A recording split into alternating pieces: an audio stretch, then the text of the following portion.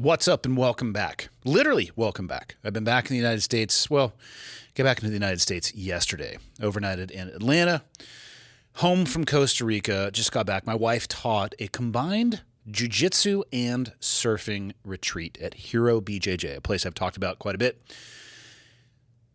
What a cool place. They, I think, train somewhere between 150 to 200 kids for free. And often, actually, I shouldn't even say often. They have a calendar up every year. Once a month at this point, they're bringing in a coach, and what they do is they split the revenue and fund the teaching of all the kids through the participants of the seminars or retreats, depending on what you would want to call it. So not only do you get to go visit a really cool place, you're giving back to a really cool cause. Just got back from that. It was pretty damn awesome. It was the first retreat where it was legitimately surfing as part of the schedule and jiu-jitsu. They had always offered surfing lessons, but this time it was actually structured into it. Feedback was pretty cool. And a lot of people have hit my wife up saying that they would like to go if she gets the opportunity to go again. So if she does, I'll let people know. I think there was 20 people at the camp. Could probably go a little bit bigger. I don't know if you would want to. That was a really cool vibe. Everybody there was really legit, super friendly. The mat culture was great. An overall just awesome trip. And I got to take the whole family, so it was great. What else is new before we get into this? Oh, yeah. Check this out. For those of you who are visual, I finally got another distribution of Cleared Hot coffee from Black Rifle. I don't know how much of this I'm going to get. I know I have some right now. Link down in the show notes to where you can buy it directly. The only two places you can get it are from me directly or from the Black Rifle Coffee Kalispell store. I'm sorry. That's it. So, yeah, one of those can ship everywhere in the world, and the other one, you're going to need to be here in Kalispell. It's amazing. I'm biased, but it's my favorite blend. My absolute favorite blend to make cold brew with. I think that's it. Before we get into the show, you know the deal. I always say 90 seconds, but people have told me that I'm lying, and it's somewhere closer to 2 minutes. I can't help myself. I legitimately like the brands that I work with. Give me a couple minutes. Let me pay the bills. So you get the show for free, and I can turn the lights on and off at this place. All right, let's get into it. This episode is brought to you by Pique Life. How do you know that this tea that I've been talking about all year is good? Here's the simplest answer that I can give you. I actually drink it, and I enjoy it, and it's part of my morning routine. And I am not a tea guy. Up until late last year when I first tried it, I was not a fan of tea. And I've said this before. This also, though, to talk about this tea, I'm holding it up right now, one of the convenient little packs that it comes in. You can take these things on the go everywhere. And if you can see this pack, you can tell this is not your grandmother's bag of tea where you have to get the hot water and put the tea bag in it and then throw that away. I still would recommend hot water, even though you can make this with cold. We're talking new technology at this point. It's delicious, and I actually drink it. That's how you know it's good, because if it wasn't, I would actually tell you. Actually, if it wasn't, I wouldn't work with the brand. Specifically today, we're going to talk about their Pu'er tea bundles. It's a combination of green and black teas designed to transform your gut health, support your metabolism, and enhance your overall vitality. Again, gut health naturally fermented for living probiotics and prebiotics, longevity packed with antioxidants that fight oxidative stress and support cellular regeneration. And convenient. I already held it up. Dissolves in water. No tea bags, no brewing. It can help you with your microbiome reset. It balances gut flora for better digestion and smoother metabolism. Energy and mood. Who doesn't want more of that? And immune support. Polyphenols bolster your body's resilience. Now, I already said it's good, but the sourcing of this tea is unbelievable. Wild harvested from 250-year-old tea trees for unmatched purity and nutrient density.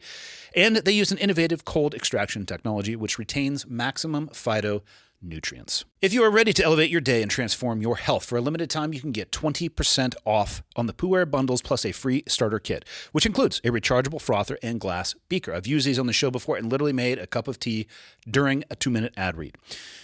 You need to use my link to do that. Head over to piquelife.com/clearedhot. That is PIQUELIFE.com/clearedhot. It'll be right down in the show notes to claim this exclusive offer. Back to the show. Okay, got the red smoke. Gun run, north and south, west of the smoke, Okay, copy, west of the smoke. I'm looking at danger close now. Come on with it, baby, give it to me, I need it. You're cleared hot. Copy, cleared hot. All right, let's dive into this thing. I got a bunch of questions picked out in front of me. They're all pretty diverse and different. We'll just see how far I get into this. Question 1. Good morning. I thoroughly enjoy the Full Auto Fridays and want to ask you this. In the last few years of your life, have you gained some level of celebrity or notoriety? You have a busy coffee shop, a podcast with a large amount of listeners, been on Joe Rogan, one of the biggest shows in the world, if not the biggest. Many more things to list. Has this had a positive or negative effect on your life/privacy concerns?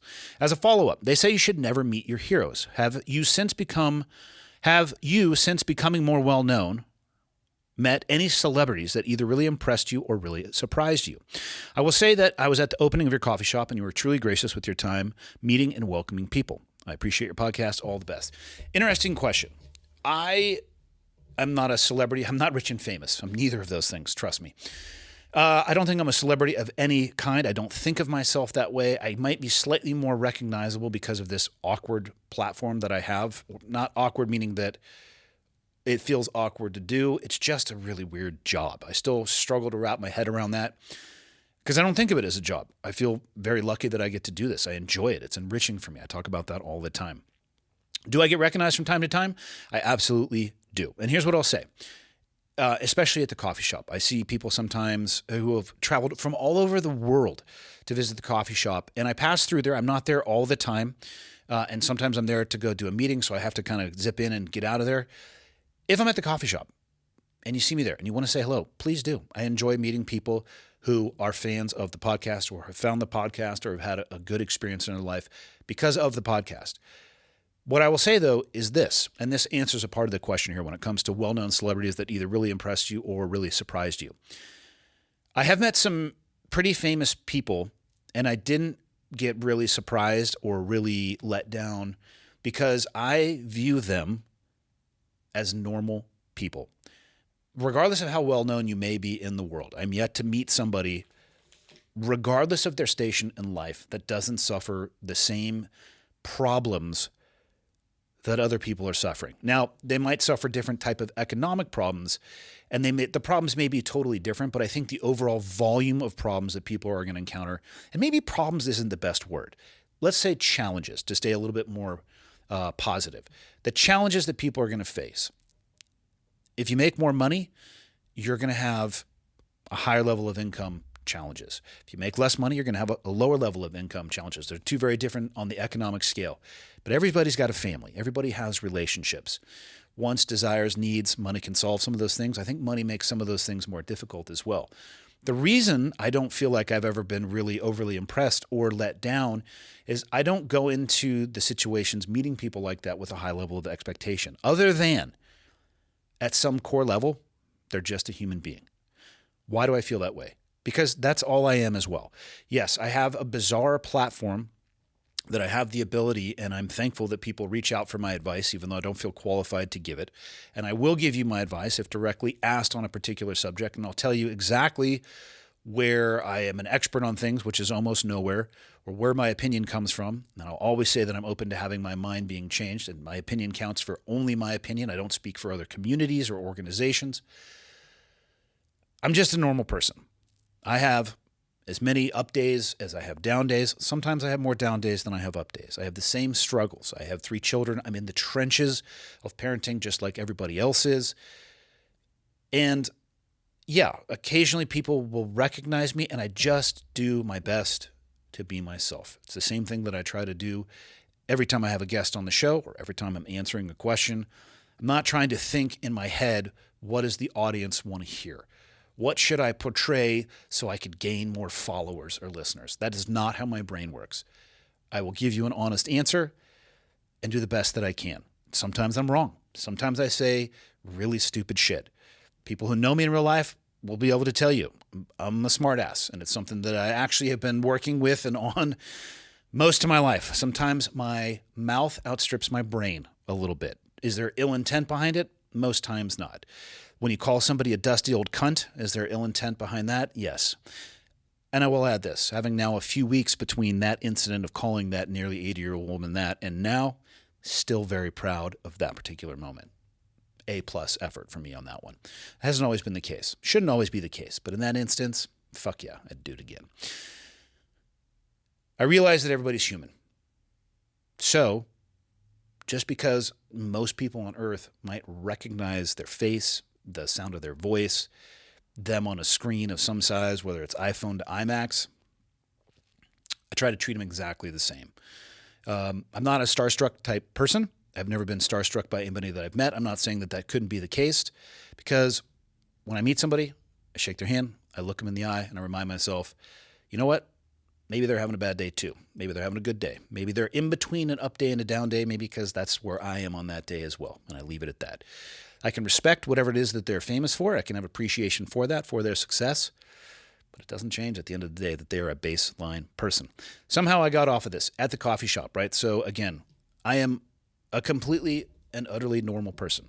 Please stop me and say hello. If I have time to spend with you, I'll spend as much time as I can chatting with you about whatever you want. I'll show you around the store, talk with you about why we designed it the way that we did, whatever it is. I saw somebody in the airport today, and I was with my kids. They got an absolute kick out of it, specifically my daughter. Dad, that's so... What was the term she used? I'll tell you exactly what she said. Dad, that's so gay. That's what she said. To which I said, what is gay about that? A guy was walking by. He said, holy shit, it's Andy Stumpf. And I stuck out my hand and I said, very nice to meet you. And he said, nice to meet you too. I'm a fan of the podcast. And we went on our day. I think my daughter just likes to make fun of me. Is what it comes down to. Both of my sons, completely oblivious to what was going on around them, were like, huh? What just happened? And we continued on and went to our flight. So, pros and cons, though. Another part of the question. I am careful the way I protect the potential negative aspect of crazy people wanting to interact with you, which has happened to me a few times. That's a subject for another podcast. Because there are crazy people out there, and crazy people do crazy things, which you should expect them to do. So how do you protect yourself from that? Be careful about what information you present. Example, I just got back from Costa Rica. I made one post from there of a sunset the day before we left and didn't exactly label where we were, very nondescript. So I'm very broad. I oftentimes will post about things after I have already left the location that I'm at. I'm very careful with privacy. I will talk about my children to a degree, but I leave out the vast majority of any identifying details. Same thing with my personal life. I mean, obviously, people know that Leah and myself are married. I don't talk about where I live, the living condition that we have. You know, the internet is a real thing. People have tried to sleuth and figure stuff out, and they forget that a lot of information on the internet is historic. So good luck with that. I do a good job trying to protect my internet footprint as well when it comes to identifiable information. But more than anything, I just am cautious about oversharing personal details of my life. Now, sometimes I'll talk about places that I'm going to be because either a brand, an individual, or an organization will ask me to do so. I have no problem doing that. But other than that, I keep it pretty cash, as my daughter would say, casual. I try not to get too specific, protect the details that helps protect my family. Because at the end of the day, I care about them more than anything else. And it's not that hard to do. I think a lot of people overshare on social media. And I don't think that they're doing it maliciously. I think it's just an attempt at volume. And they're probably not thinking about the negative consequences or potential negative consequences of getting on the radar for people who are crazy. Because they are out there and they will do crazy shit. And all I'll say about that is, for the crazy people out there, pick your target wisely. If I land on your radar and you want to play the fuck around and find out game, I will leave that one up to you. I treat threats as exactly that, threats, and I act accordingly. So other than that, nothing but net positive from any level of notoriety. I try to do nothing with it other than be the best version of myself on whatever size platform that I have access to. I think that's the best that I can do. And a lot of that comes with just being able to be honest about the variety of mistakes that I have made in my life and will continue to make. I do not think I am capable of stopping. Try not to repeat mistakes, but yeah, they're coming for sure. Most likely in business, because I'm not real good at it, but I'm doing my best. So hopefully that answered your question. Question number 2. I've talked about this before. I try to batch questions thematically. This is one that has shown up for about the past 10 days. Versions of this question. I am between the ages of 15 to 18. That is the sweet spot of the emails I've received. I, more than anything in my life, want to go down the path, and there's a couple versions. Being in the military special operations, police, fire, or an obscure occupation. Everybody around me in my life tells me that I'm crazy. My parents are telling me that I should take a more traditional path. Go to college first. Get a stable job first. What should I do? Versions of that question. I'm young. I have an idea of something that is lighting a fire underneath me, but I am being told I'm not being smart, that I'm being unreasonable, I'm being irrational, I'm being unwise, and I need to take the traditional or conventional path. What should I do? Here is the simplest answer that I can give you to that question. If you want to have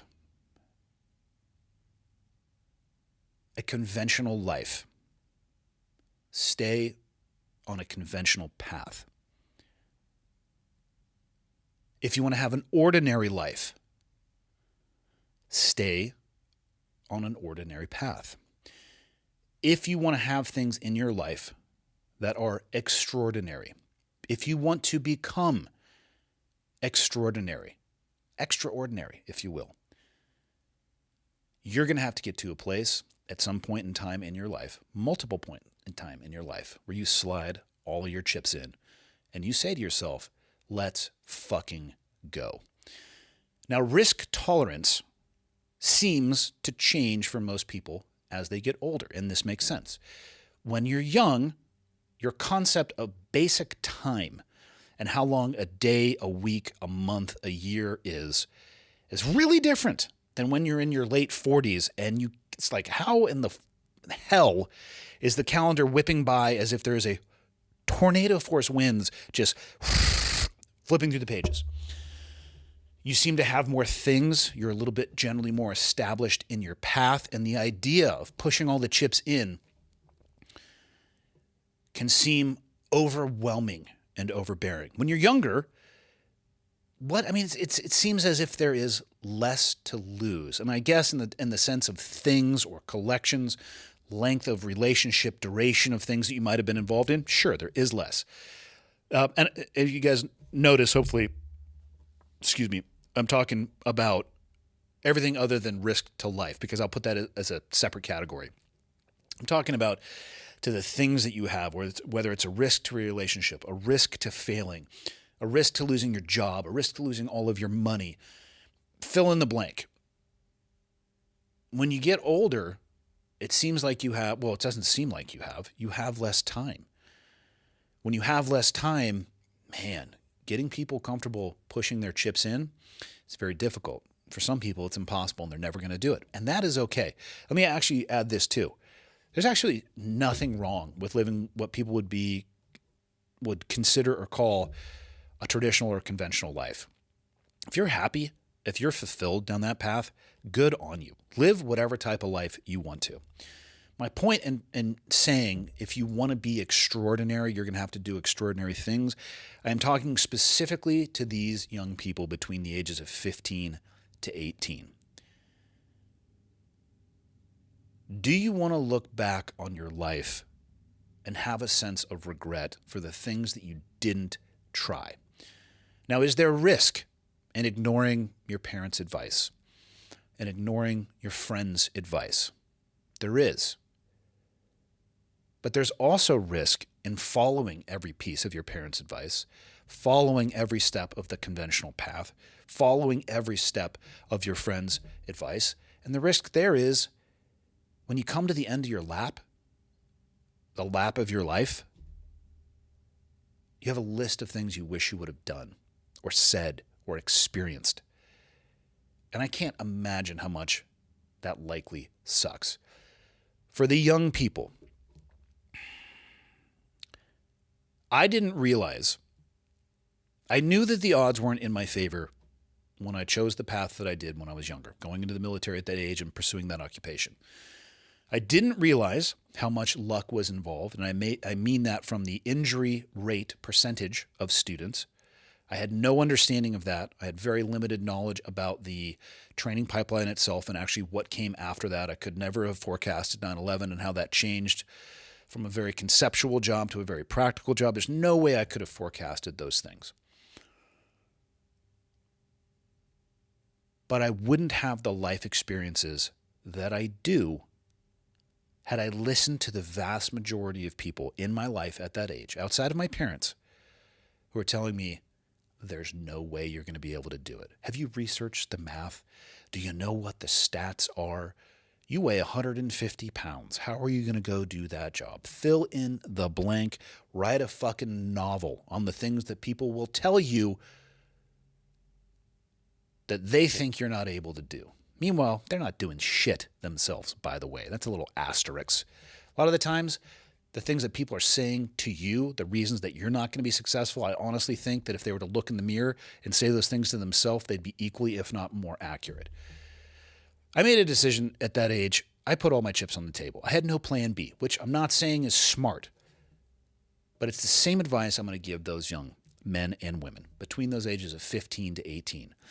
If you are lucky enough to find something that is lighting a fire under your ass, potentially pulling you towards this gravitational true north at that age, which is very atypical. All three of my kids did not feel that way, and I'm completely supportive of the path that they're on right now. There's zero judgment. If they had found that, the only thing I would have told them was, how can I help? Now, obviously, if they were going to try to repeat the path that I went down, I would explain to them some of the things that I knew from just a cost perspective and a burden perspective, a long-term wear and tear, psychological things that may come from that. And I just would have at least allowed them to make a more educated decision, but I would have never gotten in their way. If you find that fire and you are that young, grab your chips and slide them into the middle of the table. And I'm not saying ignore your parents. And I'm not saying ignore your friends. But neither your friends nor your parents have to live your life. And remember that throughout the course of your life when people are making suggestions or recommendations or giving unsolicited advice. Nobody has to walk a day in your shoes. It's you who gets to the end of that lap and has to sit there and look back and ask yourself, did I live the life that I wanted to? Did I become the man or woman that I dreamed of when I was young? And if you didn't, do not try to blame that on other people, because the choice to do so was exactly that. At that age, slide your chips in and fucking put your head down and absolutely devote yourself to that. The worst case scenario is this. And most of the emails I've gotten were based on occupational pipelines. The worst case scenario is this. You won't be successful. Try again. You may not be successful. Try again. And if it's truly not a fit, you are still going to be at an age in your life where you have, of 360 degrees available to you, you're going to have like 350. You'll have a wide open universe in front of you that you can explore and hopefully find something else that can light that fire underneath you from a motivation or passion perspective. At least you will sleep well at night knowing you gave it everything that you had, as opposed to sleeping poorly at night, wondering what would have happened had you made a different decision. I understand why parents and friends give advice like that. I understand why people suggest the conventional path. It is hammered into your head from damn near birth. Stability, right? This is the steps you need to make to have the life that is acceptable. Who says conventional wisdom is a good fit for everybody? I have lived my life in a very unconventional manner, and I don't recommend that anybody make the decisions that I made, but I'm thankful that I did. Not only for the failures, but the limited successes that I have had as well. Those experiences have made me who I am. They color how I view the world. They color how I answer the questions that people submit to me.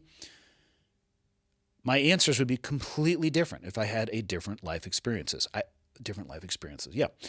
I have pursued paths that most people want nothing to do with. But I did. So who's right in that situation? Or is it even a matter of right and wrong? I don't think that it is. For me, it made sense. For them, and for most other people, it didn't. And that's okay. I'm not a conventional path person. Conventional wisdom, cool. But I don't believe in absolutes. Always and never. All right? Always following conventional wisdom to me, is the path to absolute boredom. Never following conventional wisdom, to me, would probably be a path of struggle and hardship and challenge, because I think it's a blend of both. But I don't want to be conventional. I don't want to be ordinary. I don't want to live an ordinary life. I would rather be extraordinary, or attempt to be extraordinary, and pursue the things that light that fire under my ass. That's going to rub a lot of people the wrong way. It's okay, because they don't live their life the way you do, and they're never going to live your life ever for a single day. Just remember that when you are considering the advice that you are given, especially when people are trying to govern or boundary your behavior with that advice. So hopefully that answers the question for those of you out there who are asking that particular question to me. This episode is brought to you by David. Now you might ask yourself, who is this David? It's not a who, it's a what. It is a new take on a protein bar. How many of you have a sweet tooth? I'm raising my hand for those of you who can't see me. This is something that has gnawed at me for a while. I enjoy a little treat from time to time, just a little treat. And man, it has derailed the best attempts at eating strategies that I've ever had. That's why I like David. These bars are actually really, really tasty.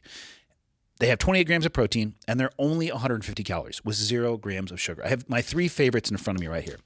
Salted peanut butter, double fudge brownie, and peanut butter chocolate chunk. Get out of here with these 3. They are so good. There's always one of these things in my backpack. I am historically somebody who doesn't do the best with self-care and timing my eating. And what will end up happening is I get far too hungry and then I eat far too much. I'm really working on eating more consistently, and these help me bridge the gap. They're delicious. They satisfy my sweet tooth craving, but they're not completely knocking me out of the ballpark when it comes to trying to reduce excess sugar in my diet. In addition to the 3 flavors that I listed, they have chocolate chip cookie dough, lights out good. Blueberry pie, also lights out good. And cake batter, I'm going to be honest, I don't like anything cake batter flavored. I like cake, but not the batter. I'm not going to tell you how to live your life, psychos, but do what you want. If you're looking for a way to get more protein in your life, and if you don't know this, protein is extremely important in helping you feel full. It's a crucial building block for optimal health, and it's very difficult for most people to get an adequate amount every single day. It really helps you regulate your energy, your appetite, and overall well-being. Again, 28 grams of protein, 150 calories, 0 grams of sugar. Don't take my word for it. Head over to davidprotein.com/clearedhot and pick up a sample pack for yourself. That is davidprotein.com/clearedhot. The 3 flavors again that I said were my favorite, which this is subjective, of course. Chocolate chunk, salted peanut butter, double fudge brownie. You're not going to be disappointed. Get some more protein into your life. Back to the show. Question 3. Andy, let's say in the future, your daughter is now 23. Michael approaches you with the request to date her. Let's run the math on this. My daughter is 16 right now, about to turn 17, plus another 6 years. Call it 6 years. So Michael would be 29. She'd be 23. Actually, Michael's 31 and 23. There's an age gap there for sure. How exactly would you fire him? And in what way would you remove Michael from the gene pool? Potato peeler? Crucifixion? Or do you send him with a one-way ticket to Bud's and let your buddies know that he requires special treatment and that his many attempts to DOR will not be accepted, but will only be punished with more physical and mental evolutions, and that he will not be allowed to graduate under any circumstances, regardless of not being allowed to DOR, due to a mixture of safety violations and personality/character flaws. But regardless, he will not be allowed to leave the program until completion, even though he will then be denied graduation. That is a horrendous situation you just laid out there as far as the training scenario. Michael right now is currently on vacation still. I've talked about this. I believe he went to Ireland and the UK, where he is certainly not talking to any members of the opposite sex, probably taking pictures of stray dogs and architecture. He did send me a picture of a hot dog exhibit from a museum, which is completely on brand for Michael. So he's out and about, so I can talk freely without him in the room here like he would normally be. And here's what I'll say. I give Michael a really hard time. And it's good-natured. For people who listen to the show, you only catch the interactions between Michael and I that are on the show, and they are good-hearted. We laugh about it. I don't think I've ever actually said anything to Michael that he took personally or offense to on the show. I've tried off of the air, but he takes it well. My point in saying all of that is I would be stoked for my daughter to find somebody like Michael. When I first met him, my wife introduced us actually a few years ago. I think we were working with each other for 3 or 4 years at this point. Up until that point, if you made an order on the store, I received the order, I printed it out, I packaged it, I sent it off to you. I did every aspect of the podcast. I did the recording, I did the editing, I did the booking of all the guests. I still do the vast majority of that. So Michael handles all the deliverables when it comes to the soft goods stuff. I really look forward to him getting back. There's a bunch of orders in for the coffee already. So I actually really like trying to ambush him when he's gone for a day or two just to punish him for even considering taking time away from things that matter to me. And other than that, he does the in-room camera switching. And the rest of it I still handle. I book all the guests. I do all my own social media. I do all the editing. I do the intros, outros, the ad reads. Obviously, it's all in my voice, and you guys can see me doing it. But when I first met Michael, he was maybe a 150-pound white belt who had just started jiu-jitsu. My wife was really pressing on me to have somebody come in and help. And, of course, I was arguing against that because who knows better about my own stuff than me, right? It's idiotic, which is completely on brand for myself. Smashing my head against the wall instead of going around an obstacle more often than not. And even in the short period of time that I've gotten to know Michael, he has grown in a lot of ways. Physically, for sure. I think he's 30 to 40 pounds heavier now. He's an absolute pain in the ass in jiu-jitsu. He's way more dynamic than I am. He can bounce around. His cardio is better. It just pisses me off. It forces me to just lay on him and smother him. But he's also grown as a person. And I think people get this. They can see it on the show. He's a really smart kid. He's a really caring person. He doesn't care about people at a shallow level. I think for the people he cares about them deeply. He's responsible. He's honest. He has integrity. He treats men and women with respect. And when it comes to somebody that I would want my daughter to end up with, that's hitting a lot of the wickets. I personally believe that all men should be very capable of violence and that they should avoid it at all costs. Jiu-jitsu, I'll say it again, is not magic. It's not the end-all, be-all. A gun is not magic. It's not the end-all, be-all. A knife isn't magic. The end-all, be-all. Krav Maga, boxing, none of it's magic. Pros and cons. Blend, have a mixed capability, and then never, ever, ever, ever, ever get into a fight. But for anybody out there with a daughter, what kind of man would you want to have her with? One that is waiting to become a victim, or one that is willing, able, prepared, trained, current, and competent at handling just about any violent confrontation that comes his way? And I'll take the latter, please, especially when my daughter's there. He's the kind of person that I would want my daughter to be with. Would I ever tell him that to his face? Of course not, that fucking curly-haired little shit. A ginger cabbage face. I mean, and I say that because of his hair. I see the little TikTok videos, not TikTok, I've actually never been on TikTok. There's this Instagram video of these two kids, and it was the most amazing half pipe of hair. I assume they put a cap on and then blow their hair up to get that. And then these two adults made fun of them with lettuce on their hair. That's where I get the cabbage head from. Great video.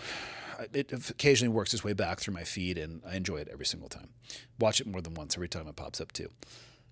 But, I mean, to shorten the answer up, he's the kind of guy that I would be looking for. And again, if you've ever heard me try to pull out of him his experience with dating, he's not liking the online dating thing. He's not looking for transactional relationships. He wants an actual relationship with somebody. He is an old soul for sure. He's like a 40-year-old trapped in a 23-year-old's body. And I worry that he's going to have a hard time finding the right person. But I do know this. When he finds the right person, it's going to be amazing for him. And I think he would look back and say, you know what? The bullshit that I went through, it was worth it because the person that I am with and the relationship that we have makes it worth it. Now, is Michael ever going to be allowed to date my daughter? No. But his cock and balls would become my personal property, and I would keep it in a mason jar on top of the refrigerator.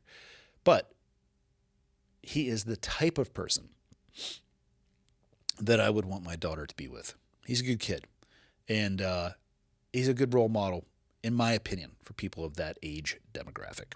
So, next question. We're prepping for a month-long road trip with our 7 and 8-year-old boys. God help us. Ha ha ha ha ha. Kalispell and Glacier is going to be a stop on the trip. For those of you who don't know, Glacier National Park is just northeast of Kalispell. You can see there's a couple buildings that are in the way, but from where I am right now, I would be able to see at least the opening towards Lake McDonald of Glacier National Park. People get all pissed when I talk about how awesome Montana is. Yellowstone is amazing. Go see Yellowstone. Please don't get out of your car and try to pet a buffalo. If you're going to do that, at least film it and send it to me. People know I like that type of content. Actually, everybody likes that type of content. Go out there, and there's literally a video forwarded to me the other day of somebody throwing bread at a grizzly bear that was slowly approaching them, and then the last thing it did before the video cut out is it lunged at them. And I'm just going to assume that didn't go well for the bread feeder. Glacier rivals Yellowstone in every aspect. It's just not as highly trafficked. And I'm not trying to drive more traffic. I'm just saying Yellowstone's amazing, but there's some other amazing things in Montana as well. Yellowstone, for most people, is down south of Bozeman. Glacier, GNP, if you will, and then the Bob Marshall Wilderness, which is just south of Glacier, is up in the northwest corner of the state. So definitely hit up Glacier. And if you want to fly in here to do it, fly into Kalispell. FCA is the airport. They're actually working on it right now. It's a pretty kick-ass little airport at this point. Moving on. I have heard you mention you utilize a fanny pack for concealed carry. Well, hold on. Let me grab it because I happen to have it right here in front of me. We can talk about this. What I don't remember is the brand of it. I've always been an inside the waistband person, but I wear similar stuff to you, which is me in the summertime board shorts and a t-shirt. In the wintertime, it's a t-shirt and pants. And have been struggling to find something that doesn't say, hey, there's a gun in this one, like most 511 brands make. That struggle is real. And the easiest way to wrap your head around this one and the way that I view this, and I might be wrong in how I view this, but any man I see carrying a fanny pack, I assume that there is a gun in it because they're really easy and convenient ways to carry a gun. I also always assume that people are just armed. Not like, oh no, everybody is armed, but I'd rather go with the assumption that they are and be proven wrong than assume that they are not and then be proven wrong in a moment that mattered. So it's interesting as well. It'd be an interesting social experiment to watch behavioral interactions in a group of individuals where they knew that nobody was armed and they weren't allowed to fight versus a group where maybe some of the people were armed and you were allowed to fight. My hypothesis, with no scientific data to support this in any way, shape, or form, is that the latter category will be a lot less contentious. But I digress. The current one I have is an Eberly stock. For people out there, inside the waistband, carry a firearm however you want to carry a firearm. In Montana, we even have people who like open carry, and I have seen one person, I am not joking, open carrying 2 AR rifles. How he was going to use both at the same time, I do not know. He did not have any load-bearing equipment that had extra magazines for either, so he might have been one mag in each of those, which is likely still plenty of ammunition, depending on what he was going to do with it. But yes, he was full send. There are some people who really want you to see their firearm. In most, actually, I can't say most. In some states, it's very illegal. In Montana, that is very legal.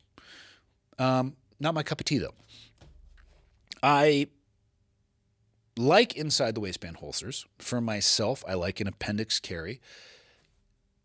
Used properly with a holster that covers your trigger and trigger guard, you're not going to shoot your dick off, which is something I hear all the time. People say, oh, I don't want to put a round in the chamber because it's pointed at my junk. Well, it really shouldn't be pointed at your junk.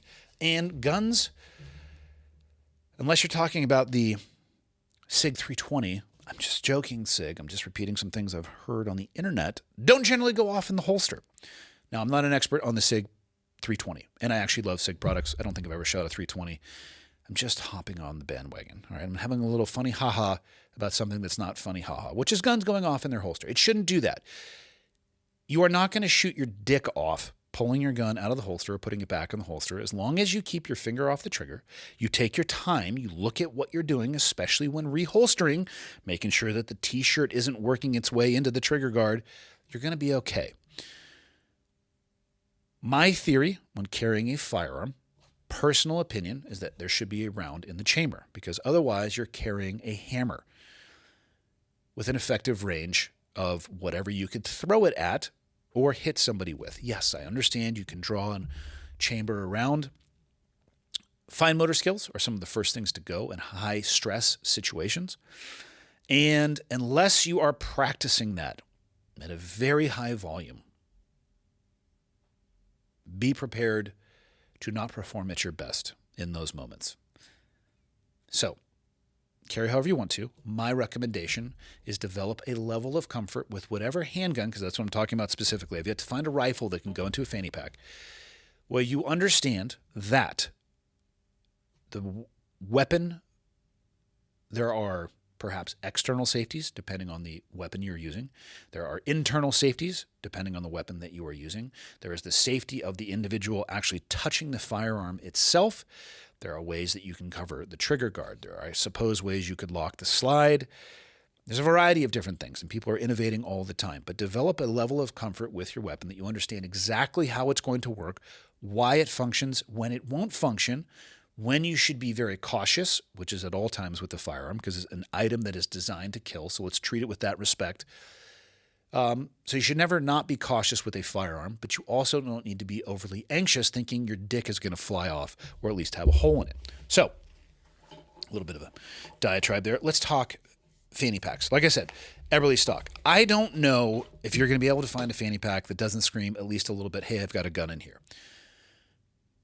And maybe that's okay.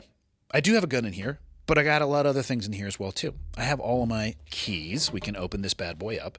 I have keys in there. I have this awesome Montana Knife Company, fixed blade knife. I think this is the War Goat.